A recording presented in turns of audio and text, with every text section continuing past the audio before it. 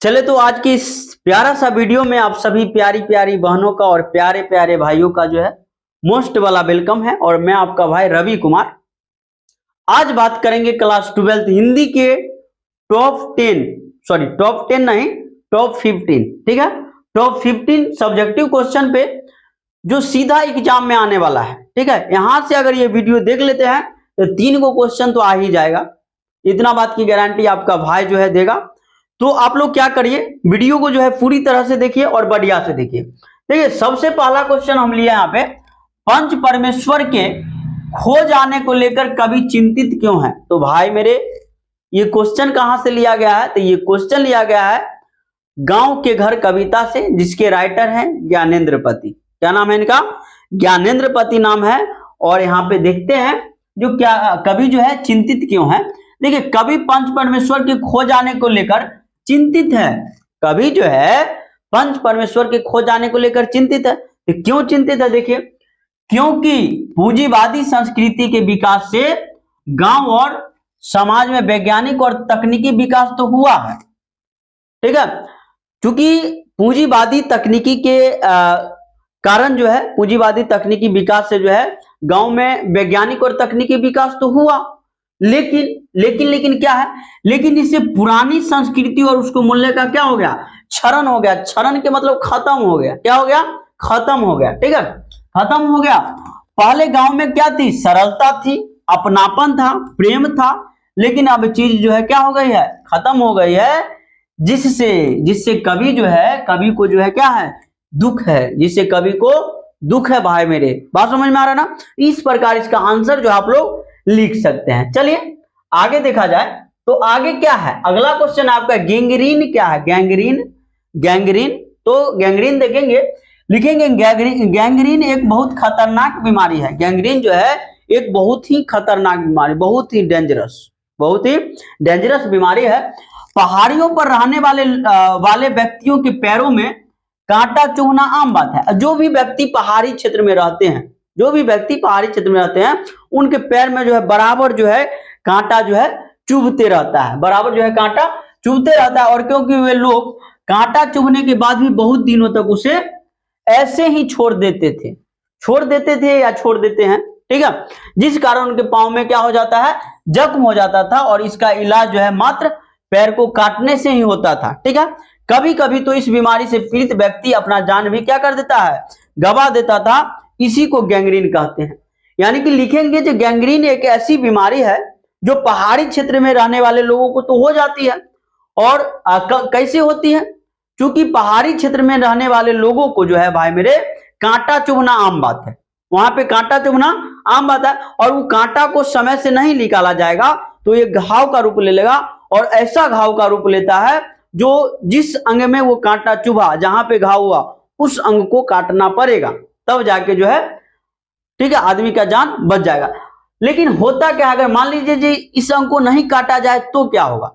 तो होगा ये, जो उसका पूरा शरीर जो है घाव के वजह से विषाक्त हो जाएगा, ठीक है, विषाक्त हो जाएगा और व्यक्ति जो है अपना जान गवा देगा, यानी कि व्यक्ति की मृत्यु हो जाएगी, ठीक है। तो इस प्रकार आप लोग जो है इसका आंसर लिख सकते हैं, अपनी भाषा में भी लिख सकते हैं जैसे हम समझा दिए। तो आप लोगों के पास तो दिमाग है, इतना तो आप लोग जो है कमजोर होइएगा नहीं।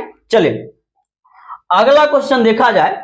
अगला क्वेश्चन क्या है? अगला क्वेश्चन ये है कि कह रहा है कि जो बातचीत के संबंध में, ठीक है, वेन जॉनसन और एडिसन के विचार हैं।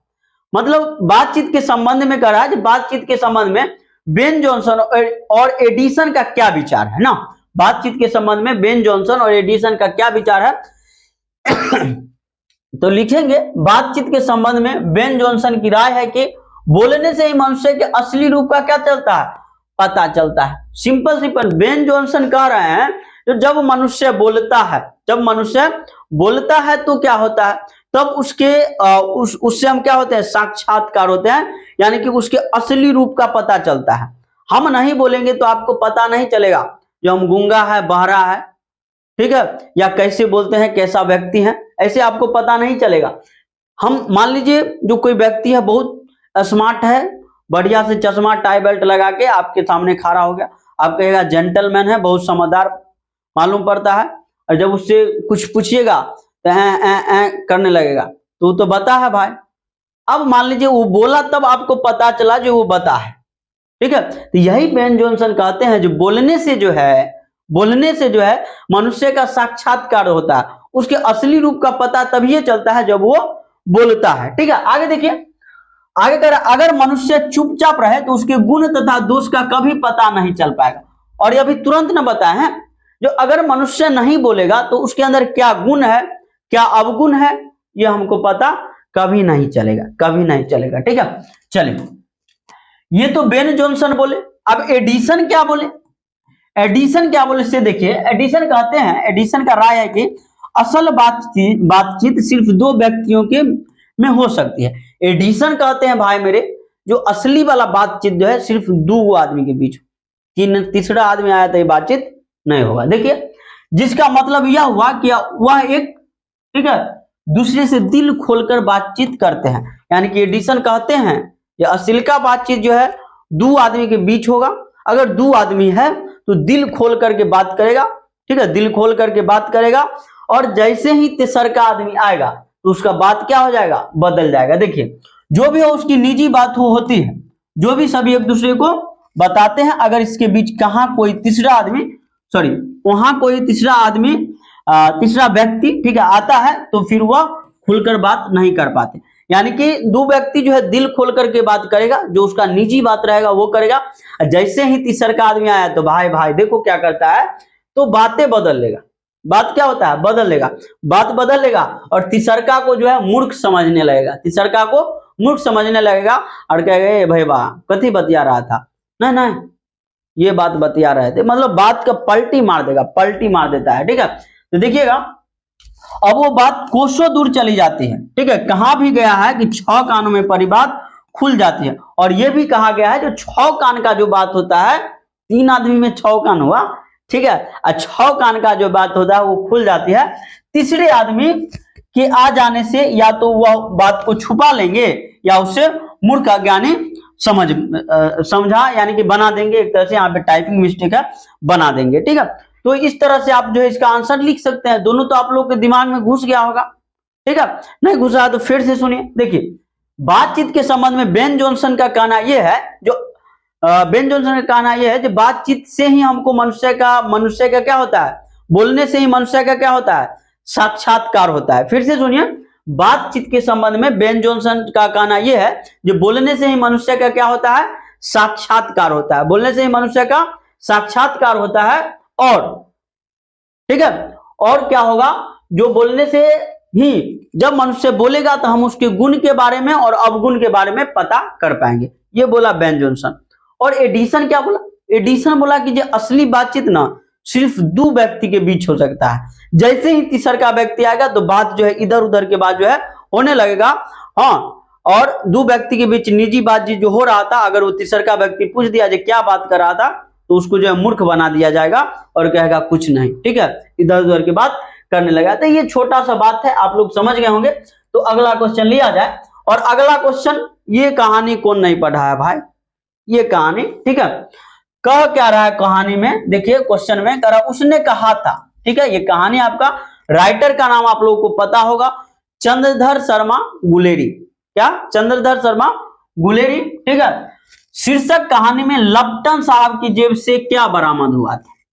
ये जो चंद्रधर शर्मा गुलेरी की जो रचित कहानी है, उसने कहा था, उसमें जो है लप्टन साहब की जेब से जो है, लप्टन साहब की जेब से क्या बरामद हुआ, लिखेंगे। देखिए, पंडित चंद्रधर शर्मा गुलेरी की कहानी, उसने कहा था मैं, लप्टन साहब की जेब से बेल के बराबर की 3 गोले बरामद हुए थे। कितने, बेल के बराबर के 3 गोला जो है बेल की तरह जो है बरामद हुआ था, ठीक है। यह कहानी त्याग, कर्तव्य निष्ठा, निश्चल प्यार, ठीक है, निश्चल प्यार, ठीक है, प्रेम और देशभक्ति की भावना को क्या करती है, दर्शाती है। आप लोग लहना सिंह के बारे में जानते होंगे, ये कहानी पढ़े होंगे। तो लहना सिंह जो है, लहना सिंह में ये सभी गुण जो है पाया गया है, ठीक है। चलिए, अगला क्वेश्चन है, अगर हम में वाक शक्ति न होती तो क्या होता। यह ना है। अगर हमारे अंदर वाक शक्ति ना होती तो क्या होता, तो बात को समझिएगा और बताइएगा। जरा आप ही सोच के बताइए, अगर हम लोगों में बोलने की शक्ति नहीं होती तो क्या होता। ना हम बोल पाते, ना आपके बगल के लोग बोल पाते, ना आपके आसपास के लोग बोल पाते, ना आप बोल पाते, तो क्या होगा भाई मेरे, तो होगा यूं, जो अगर हमें वाक शक्ति ना होती तो यह समस्त सृष्टि जो है गूंगी प्रतीत होती, गूंगी। ठीक है, ऊ ऐ करते रहता सब। ठीक है, सभी लोग जो है, सभी लोग चुपचाप एक कोना में जो है बैठा रहता, सब जो है एक कोना में जो है बैठल रहता।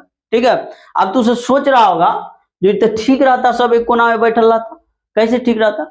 अब देखिए रील्स भी आप लोग देखते हैं, रील्स जब हम स्क्रॉल करते हैं तो उसमें कुछ गाना उना आता है ना। अब मान लो जो गाना वाला आदमी जो गा रहा है, जो कुछ बोल रहा है, जो कॉमेडी कर रहा है या फिर कुछ ज्ञाने के बात बता रहा है, तो वो बोलिए नहीं पाता, तो फिर आप रील्स कैसे देखिएगा। सीधे धुन थोड़ा ही सुनना है, ट्यूनिंग थोड़ा ही सुनना है ना। तो देखिए क्या होगा, जो अगर हमें वाक शक्ति नहीं होती तो सभी लोग जो है क्या होते, सभी लोग जो है गूंगा होता, पूरा सृष्टि जो है गूंगा प्रतीत होता। सभी लोग जो है एक कोना में जो है चुपचाप बैठा रहता, चुपचाप, कोई किसी को डिस्टर्ब नहीं करेगा। ठीक है, कोई भी किसी से अपने सुख दुख को जाहिर नहीं करता। अब क्या सुख है क्या दुख है, ठीक है, कोई एक दूसरे को बताने वाला नहीं था, क्योंकि आवाजें नहीं है तो बोलेगा कैसे। ठीक है, देखिए कोई भी अपनी समस्या किसी को नहीं सुना पाता। वाक शक्ति एक बहुत बड़ी अद्भुत शक्ति है जो हम लोग को ईश्वर ने दिया है, और इस प्रकार हम कह सकते हैं जो वाक शक्ति जो है भाई मेरे, वाक शक्ति ईश्वर की दी हुई जो है बहुत ही अद्भुत शक्ति है जो हम लोगों को ईश्वर ने दिया है। ठीक है, इसको भी बार बार चेक करना पड़ता है, बंद हो जाता है। चलिए देखिए ये जो क्वेश्चन है आपका 6 नंबर का है, कहा तुलसी ने अपने किन किन दुर्गुणों का बखान किया है। ठीक है, तुलसी जो है अपने कौन कौन से दुर्गुण का बखान करते हैं, तो आइए समझने का प्रयास करते हैं। देखिए तुलसी ने अपने व्यक्तित्व के कई दुर्गुणों का वर्णन किया है। कभी जो तुलसीदास है वो जो है अपने कई दुर्गुणों का बखान करते हैं, और देखिए क्या करते हैं, वर्णन करते हुए कहते हैं जो उन्होंने स्वयं को, ठीक है, कभी जो तुलसी हैं वो स्वयं को क्या क्या बोले हैं, सो देखिए स्वयं को दीनहीन, भूखा, कमजोर, वस्त्रहीन, पापी, दुर्जन, मलिन, भिखारी, पेटू, नीच चरित्र के, ठीक है, नीच चरित्र के रूप में बताया है। ठीक है, व्यक्त किया है या बताया है सेम ही होगा। लेकिन इसके बावजूद उनका मन क्या है, ऊंचा और पवित्र है। कवि कहते हैं जो हम दीनहीन है, कमजोर है, ठीक है, वस्त्रहीन है, पापी है, दुर्जन है, मलिन है, ठीक है, भिखारी है, पेटू है, नीच चरित्र के हैं, लेकिन हमारा जो व्यक्तित्व है, हमारा जो मन है वो क्या है, ऊंचा है और पवित्र है। हमारा मन ऊंचा और पवित्र है। चलिए अगला क्वेश्चन देखिए, अगला क्वेश्चन है आपका, करा सूरदास कृष्ण को जगाने के लिए क्या क्या उपमा गढ़ते हैं, यानी कि सूरदास जो है कृष्ण को जगाने के लिए कौन कौन से उपमा गढ़ते हैं वो बताया गया है। तो देखिए लिखेंगे सूरदास कृष्ण को जगाने के लिए कई सुंदर उपमाएं गढ़ते हैं, जैसे कि कमल का खिलना, कमल का खिलना, कमौदी का सिकुड़ना, फूलों पर भौरे का मंडराना, मुर्गों का बाग देना, पक्षियों का कलकल आवाज करना, गायों का, ठीक है, गायों का रंभाना, चांद का मलिन होना, सूर्य का उगना। इन उपमाओं के माध्यम से सूरदास कृष्ण के जगाने का सुंदर चित्र क्या करते हैं भाई मेरे, प्रस्तुत करते हैं। इस प्रकार जो है सूरदास जो है कृष्ण को जगाने का जो है सुंदर उपमा गढ़ते हैं। ठीक है, चलिए आगे देखा जाए। चलिए अगला क्वेश्चन छोटा सा है, छोटा सा आंसर भी है, देखेंगे। कवि जयशंकर प्रसाद के अनुसार चातकी किसके लिए तरसती है, तो सिंपल लिखेंगे, तो कवि जयशंकर प्रसाद के अनुसार चातकी जो है स्वाति नक्षत्र के पहली बूंद के लिए तरसती है। ठीक है, क्योंकि देखिए चातकी एक पक्षी का नाम है, चातकी जो है, चातकी एक पक्षी का नाम है। जो स्वाति नक्षत्र होता है ना, स्वाति, आपका जो स्वाति नक्षत्र होता है, तो स्वाति नक्षत्र के जो है स्वाति एक नक्षत्र होता है, नक्षत्र आप समझते होंगे जो वर्षा उर्षा होता है, ठीक है, वही नक्षत्र होता है। तो स्वाति जो पक्षी है वो, चातकी जो पक्षी है वो स्वाति नक्षत्र के पहली बूंद को ही पीती है, ठीक है, नहीं पिएगी भले मर जाए लेकिन वो पहली बूंद के ही पिएगी, ठीक है, पहली बूंद को ही पिएगी। इस प्रकार जो है हम लिख सकते हैं जो चातकी जो है, चातकी अर्थात स्वाति नक्षत्र में वर्षा की पहली बूंद के लिए, यानी कि चातकी जो है स्वाति नक्षत्र की पहली बूंद के लिए तरसती है, ठीक है। चलिए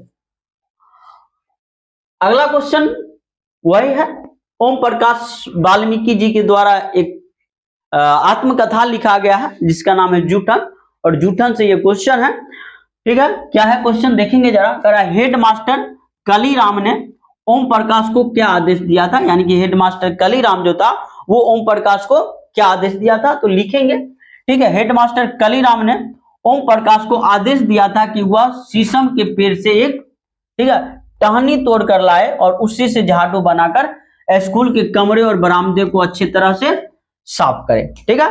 यानी कि हेडमास्टर कलीराम जो है ओम प्रकाश को क्या आदेश देता है, तो लिखेंगे हेडमास्टर कलीराम ने ओम प्रकाश यानी कि लेखक ओम प्रकाश को आदेश दिया कि उधर जो सामने शीशम का पेड़ दिख रहा है वहां से जो है कुछ टहनियां तोड़ करके लाओ और उसको क्या करो, झाड़ू बनाओ और स्कूल का जो कमरा है, बरामदा है और स्कूल का जो मैदान है उसको ऐसा चमकाओ, ऐसा चमकाओ, ऐसा चमकाओ जो शीशा की तरह जो है चमकने लगे, ठीक है। देखिए यहां पर लिखे हैं, इसके अलावा उन्होंने ओम प्रकाश को स्कूल के सामने के मैदान को भी साफ करने के लिए कहा था, ठीक है। इस प्रकार आप लोग इसका आंसर समझ गए होंगे। चले अगला क्या लेते हैं, आगे है आपका 10 नंबर का क्वेश्चन है और क्या कर रहा है, मानक और सिपाही एक दूसरे को क्यों मारना चाहते हैं। तो भाई मेरे मानक और सिपाही एक दूसरे को क्यों मारना चाहते हैं ये आप लोगों को पता होगा। ये क्वेश्चन कहां से लिया गया है, ये क्वेश्चन लिया गया है सिपाही की मां जो एकांकी है वहां से, राइटर का क्या नाम है, मोहन राकेश, और वहीं से ये लिया गया है। तो आप लोग देखेंगे, जो देखिए मानक बर्मा में अंग्रेजों के साथ लड़ने गया था, मानक जो है बर्मा में अंग्रेजों के साथ लड़ने गया था, ठीक है, यानी कि अंग्रेजों की ओर से लड़ने गया था, कहां से, तो भारत से गया था, ठीक है। और दूसरी तरफ की जो दूसरी तरफ कौन था, तो जापान था, ठीक है, जापान की तरफ से कौन था, सिपाही था, ठीक है। अब देखिए चूंकि सेना एक दूसरे का क्या होता है, दुश्मन होता है, ठीक है, सेना जो है एक दूसरे का दुश्मन होता है, काहे दुश्मन होता है, तो वो दोनों के ऊपर जो है, सैनिक के ऊपर जो है एक दूसरे का जिम्मेवारी होता है, अपने अपने देश का जिम्मेवारी होता है, तो वो तो एक दूसरे का दुश्मन है ही। अब देखिए क्योंकि ये अपने अपने देश के लिए क्या करता है, लड़ता है, मानक और सिपाही एक दूसरे को दुश्मन समझते हैं, इसलिए एक दूसरे को क्या करते हैं, मारना चाह रहे हैं। कोई भारी बात है नहीं, आप लोग समझ गए होंगे, ठीक है। चलिए अगला क्वेश्चन लेते हैं और अगला क्वेश्चन ये रहा भाई मेरे, अगला क्वेश्चन है पुत्र को छौना कहने में क्या भाव छिपा है। तो पुत्र को छौना कहने में क्या, तो छौना का मतलब आप लोग समझिए, छौना का मतलब होता है बहुत ही सुंदर, बहुत ही प्यारा सा और बहुत ही चंचल, तो कहने का मतलब ये कविता पहले देखिए कहां से लिया गया है, ये क्वेश्चन कहां से लिया गया है, ये क्वेश्चन लिया गया है पुत्र वियोग कविता से, कहां से, पुत्र वियोग कविता से, जिसके राइटर है सुभद्रा कुमारी चौहान जी, क्या नाम है इनका, सुभद्रा कुमारी चौहान, और वहीं से लिया गया है। तो लिखेंगे छौना हिरण के बच्चे को कहा जाता है, हिरण के बच्चे को कहा जाता है जो सुंदर और चंचल होता है। कवि को, ठीक है, कभी अपने पुत्र भी उसी तरह से सुंदर और चंचल दिखा देता है, यानी कि कवित्री को जो है भाई मेरे, कवित्री को जो है उसका पुत्र, ठीक है, कवित्री को जो है उसका पुत्र जो है उतना ही ज्यादा सुंदर और चंचल दिखाई देता है, इसलिए कवित्री जो है अपने बेटे के लिए जो है छौना शब्द का इस्तेमाल करते हैं, ठीक है। चलिए कंप्लीट है ना, चलिए आगे बढ़ते हैं और अगला क्वेश्चन आपका 12 नंबर का क्वेश्चन है, लगातार में आप लोग बने रहिएगा। देखिए जहां भय है वहां मेधा नहीं हो सकती, क्योंकि अब देखिए जहां पे भय है वहां पे मेधा कैसे होगा, कैसे होगी, देखिए जहां भय है वहां मेधा नहीं हो सकती, क्योंकि भय के कारण मनुष्य किसी भी कार्य को स्वतंत्रता पूर्वक नहीं कर सकता है। अब मान लीजिए हमको डर लगता है कोई काम करने में, तो कैसे हम काम को कर पाएंगे, तो वही बात यहाँ पे है, उसके ऊपर असफलता या हानि का डर बना रहता है, ठीक है। अब मान लीजिए जब हम कोई कंपटीशन की तैयारी कर रहे हैं या कुछ बड़ा बिजनेस का प्लानिंग बना रहे हैं और हमको पहले डर लग गया, जो भाई इसमें बिजनेस है तो लॉस लग जाएगा, और कंपटीशन की तैयारी करेंगे तो हमसे निकलेगा कि नहीं निकलेगा, ठीक है, तो इस बात का डर हो जाएगा तो हम कर ही नहीं पाएंगे, ठीक है। तो इसलिए यहाँ करा है, जो लोग क्या करते हैं असफलता के कारण जो है उसके अंदर डर बना रहता है, डर बना रहता है, जिसके कारण क्या होता है, देखिए हम सब में से ज्यादातर जीवन में भयभीत रहते हैं, और हम लोग क्या करते हैं इसी कारण से जो कि असफल हो जाएंगे, इसलिए हम लोगों में से ज्यादातर लोग जो है इसी बात से डरे रहते हैं, यानी कि भयभीत रहते हैं, जिसके कारण हम पूरे जीवन की पुरिया को समझ नहीं पाते हैं, और जिसके कारण जो हम पूरे जीवन की पुरिया को नहीं समझ पाते हैं। समझ में आया? चलिए आगे बढ़े और अगला क्वेश्चन आप लोग देखिएगा। अगला जो क्वेश्चन है आपका ये रहा, करा है, जो प्यारे नन्हे बेटे को शीर्षक कविता में कवि लोहे की पहचान किस रूप में कराते हैं, ठीक है, यही पहचान उनकी पत्नी किस रूप में कराती है। सिंपल बात है, जो प्यारे नन्हे बेटा है उसमें कवि जो है लोहा की पहचान किस रूप में कराते हैं, तो लिखेंगे हम यहाँ पे, जो प्यारे नन्हे बेटे शीर्षक कविता में कवि लोहे की पहचान मेहनत कर पुरुष, यानी कि मेहनत कश पुरुष और दबी सताई महिला के रूप में कराते हैं, ठीक है। वहीं उनकी पत्नी जो है लोहे की पहचान जो है पारिवारिक, क्षेत्रीय और राष्ट्रीय मूल्य और जरूरतें की प्रतिनिधित्व के रूप में कराती है। No doubt. चलिए छोटा सा आंसर है, अपनी भाषा में भी इसको लिख सकते हैं आप लोग। चलिए अगला क्वेश्चन हम ले लेते हैं, 14 नंबर का क्वेश्चन है, और समझने का प्रयास करिएगा कि धरती का क्षण से क्या आशय है, धरती का क्षण से क्या आशय है, तो देखेंगे धरती का क्षण से लिखेंगे, धरती का क्षण से लेखक का आशय है उस क्षण से है जब शब्द और अर्थ मिलकर वास्तविक रचना का रूप लेते हैं। बात को समझिएगा, जब शब्द और अर्थ मिल करके वास्तविक रचना का रूप ले लेगा, तब जो है यह प्रक्रिया जो है क्या होगा, वास्तविक पे आधारित होगी, ठीक है, न कि मन की कल्पना पर। बात को समझिएगा जरा, आगे हम इसको बताएंगे आपको बढ़िया से। देखिए कह जब कोई कवि बारिश देखकर उसकी सुंदरता को महसूस करता है और उस पर एक कविता लिखता है, तो यह धरती का क्षण है। कहने का मतलब ये हुआ, जो मान लीजिए जो कोई कवि बारिश हुआ और उस पर कविता लिख दिए, बारिश हुआ और उस पर कोई कविता लिख दिया, अब क्या होगा देखिए, तो यह जो है धरती का क्या है, ये लिखने की जो प्रक्रिया हुई, ये धरती का बारिश जो हुआ उस समय जो कविता लिखा है, तो धरती का क्षण हो गया, और आगे देखेंगे इसका मतलब है जब उसकी भावनाएं और शब्द मिलकर कुछ नया और सजीव बना देता है, और वहां पे कवि का भावना और धरती का क्षण दोनों मिलकर के जो है एक सजीव बन गया। अब होगा क्या वो देखिए, यहाँ पे यह सिर्फ कल्पना नहीं होती बल्कि उस पल की सच्चाई से जुड़ी होती है, यानी कि, और ये कल्पना नहीं होता, ये उस पल की सच्चाई होता है। यानी कि जैसे मान लीजिए कभी बारिश होते देखिए और प्राकृतिक सुंदरता लिख दीजिए, बारिश हुआ तो ऐसा मौसम था, बारिश का बूंद ऐसा झड़ रहा था, तो यहाँ पे हुआ क्या, यहाँ पे हुआ ये, जो जब हम बाद में उस कविता को पढ़ेंगे तो उस घड़ी की कल्पना करेंगे जब बारिश ऐसे हुआ, और बारिश होता है तो ऐसा मौसम रहता है, प्रकृति का नजारा ऐसा रहता है, लेकिन क्या हुआ, लेकिन कवि जो है यहाँ पे हम एक कल्पना करेंगे, लेकिन कवि जो है कविता के माध्यम से क्या कर दी, उसका सच्चाई व्यक्त कर दिए। तो हम सिर्फ कल्पना नहीं कर सकते हैं, हम उस सच्चाई को भी जान सकते हैं कविता के माध्यम से, ठीक है। चलिए अगला क्वेश्चन लिया जाए, और आगे ये अंतिम क्वेश्चन है, आप लोगों का ये अंतिम क्वेश्चन है, ठीक है। देखिए अंतिम क्वेश्चन है, विद्यार्थियों को राजनीति में भाग क्यों लेना चाहिए, या भगत सिंह की विद्यार्थियों से क्या अपेक्षा है, ठीक है। भगत सिंह के जो है ये क्वेश्चन कहां से लिया गया, एक लेख और एक पत्र से, सबको पता होगा, और राइटर का नाम तो पता होगा, भगत सिंह, ठीक है, भगत सिंह। देखिए इसमें भगत सिंह क्या कह रहे हैं, भगत सिंह जो कह रहे हैं, देखिए विद्यार्थियों को राजनीति में इसलिए भाग लेना चाहिए क्योंकि आज का युवा कल का भविष्य है। भगत सिंह कह रहे हैं जो विद्यार्थी को राजनीति में इसलिए भाग लेनी चाहिए क्योंकि आज का जो युवा है वो क्या है, कल का भविष्य है। मान लीजिए आप लोग अभी पढ़ाई कर रहे हैं, अभी युवा अवस्था में हैं, ठीक है, और कल होके आप लोग ही प्रधानमंत्री बनिएगा, विधायक बनिएगा, चीफ मिनिस्टर बनिएगा, सांसद बनिएगा, ठीक है। तो इसलिए भगत सिंह कह रहे हैं जो विद्यार्थियों को जो है राजनीति में भाग इसलिए लेने चाहिए क्योंकि आज का जो युवा है वही ना कल का भविष्य है। देखिए इसे ही कल देश की बागडोर अपने हाथों में लेनी है। वे जवान हैं, उसमें क्षमता है, उसमें शक्ति और साहस है। और जो युवा हैं, जो विद्यार्थी है, वो जवान है, उसके अंदर क्षमता है करने का और वो साहसी भी है।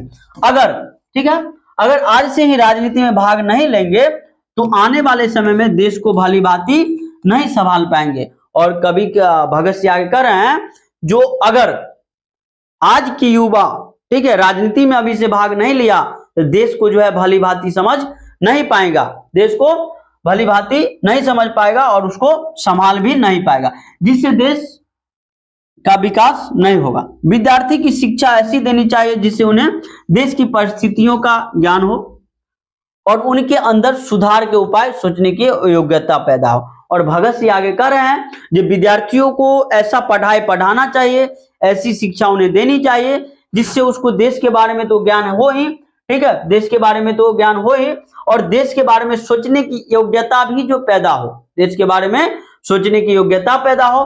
भगत सिंह का मानना क्या था कि विद्यार्थियों को ठीक है पढ़ने के साथ साथ पॉलिटिक्स में भी भाग लेना चाहिए। और भगत सिंह का मानना यह है जो विद्यार्थी को पढ़ाई के साथ साथ राजनीति में भी भाग लेना क्या बहुत जरूरी है, ठीक है। और जब जरूरत पड़े तो मैदान में कूद पड़े। और भगत सिंह आगे कहते हैं जब भी हमारे देश को हमारी जरूरत पड़ी तो बिना कुछ सोचे समझे ठीक है हमें जो है देश के लिए कुछ कर लेनी चाहिए, ठीक है, और अपना ठीक है जीवन इसी काम में लगा देना चाहिए, ठीक है। चलिए तो इस प्रकार जो है हम टोटल जो है आपको जो है टोटल जो है 15 क्वेश्चन बताए, ठीक है। आई होप कि आपको ये क्लास जो है बहुत बढ़िया लगा होगा, तो एक बार जो है लाइक कर दीजिएगा, ठीक है। और जो भी त्रुटि महसूस हो कमेंट बॉक्स खुली हुई है आप लोगों के लिए। थैंक यू, फिर मिलते हैं एक नए वीडियो के साथ।